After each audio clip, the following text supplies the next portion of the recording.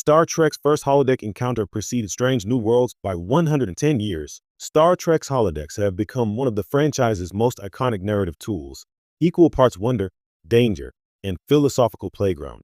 But many fans still think of the holodeck as something introduced in Star Trek: The Next Generation, or at least perfected there.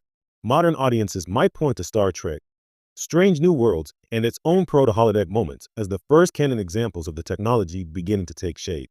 Yet the truth is far stranger and much older. Star Trek's very first holodeck-like encounter didn't happen in the 23rd or even the 22nd century. Canon established it more than a century before Strange New Worlds, in an obscure but astonishing piece of Star Trek history that most viewers never realized was groundbreaking. And it didn't come from Starfleet at all.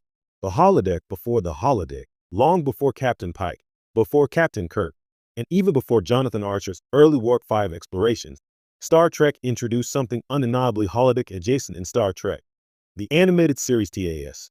In the 1974 episode, The Practical Joker, the Enterprise crew explores what is arguably Starfleet's first recreation room, a chamber that uses responsive holographic projection and environmental simulation to create an entirely fabricated world. In other words, a holodeck.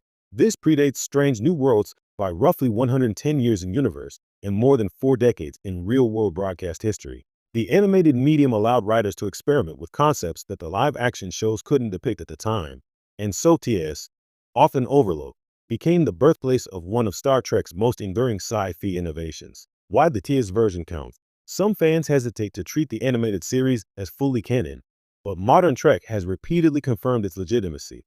Star Trek Lower Decks references it constantly. Strange New Worlds pulled from its lore, and official sources today treat TAS as part of the franchise's continuity. That means the Recreation Room deserves recognition not as a whimsical cartoon invention, but as the holodeck's direct ancestor. The technology shown in TAS had all the essential hallmarks: fully immersive, 3-dimensional environments, physical interactivity where characters could touch, feel, and manipulate simulated objects, environmental transformation, from forests to landscapes to weather, a computer interface that responded to verbal instructions. In every practical sense, this was the holodeck, simply lacking the name. A century before Strange New World, in universe, the events of TAS occur in the 2270s, around the time of Star Trek, the motion picture. Meanwhile, Strange New Worlds takes place in the 2250s. That puts the animated holodeck prototype a full 110 years before Captain Pike's era, and nearly 2 centuries before the Enterprise D makes holodeck adventures a weekly affair.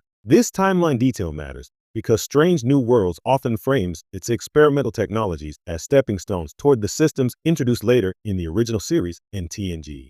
But the holodeck's origins skip that narrative entirely. Instead, it bursts into existence nearly fully formed, far ahead of its time, thanks to the creative freedom of the 1970s writers and animators. Yet the show also adds a fun wrinkle. The TS holodeck may not have been a brand new invention even then. The way the crew casually uses it in The Practical Joker,